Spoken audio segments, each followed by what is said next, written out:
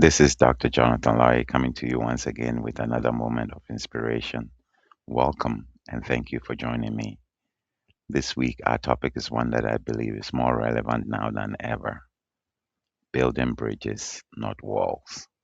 We live in a world that often teaches us to defend our positions fiercely, to plant our flag, and to build walls around our beliefs. It's almost a default setting in our culture.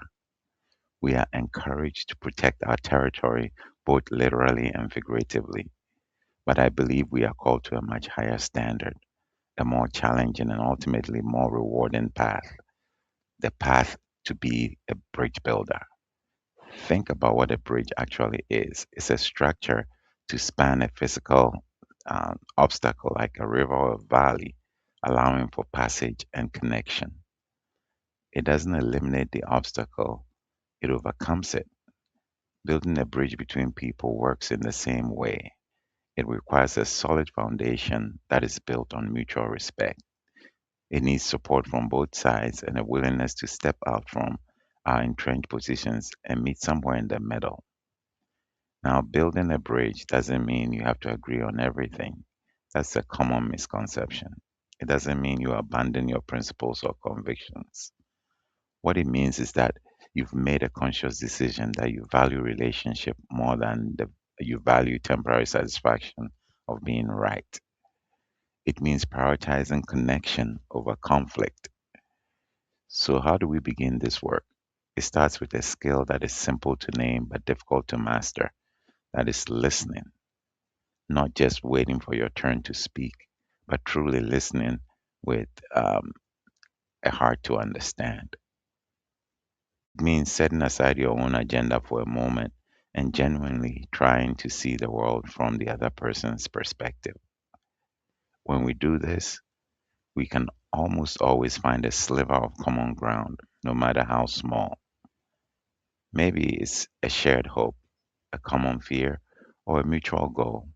That tiny piece of common ground is the first plank in our bridge.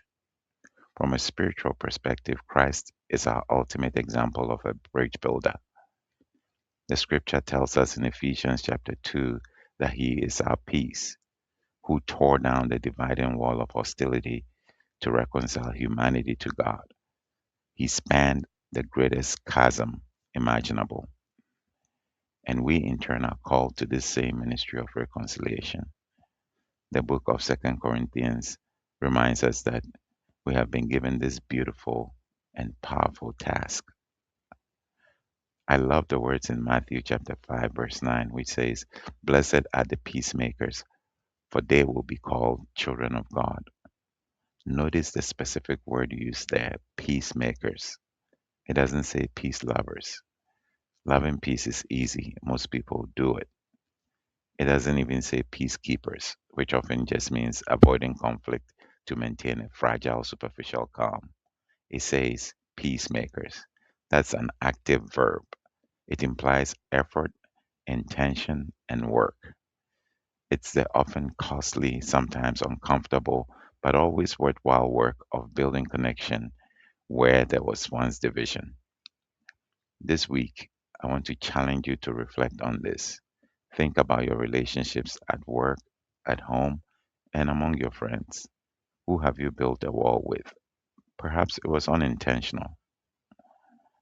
Maybe it was a slow process of misunderstanding, unspoken disagreements, and pride.